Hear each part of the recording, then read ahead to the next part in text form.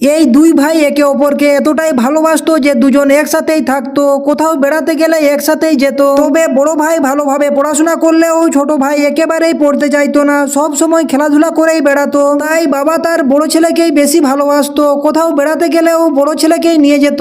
এমনকি কোনো খেলনা কিনলেও ছোট ছেলেকে না দিয়ে বড় ছেলেকেই কিনে দিত। তবে ছোট ভাইকে এত অবহেলা করতে দেখে বড় ভাই তার বাবাকে একটুও পছন্দ করতো না। দুই ভাইয়ের ভালোবাসা ছিল খুব গভীর। ছোট ভাইকে নিচে শুয়ে থাকতে দেখলে বড় ভাইও তার সাথেই শুয়ে যেত। দুই ছেলের এত ভালোবাসা দেখে বাবা তার ভুল বুঝতে পেরে দুজনকে সমান ভালোবাসা দিয়ে বড় করতে থাকে।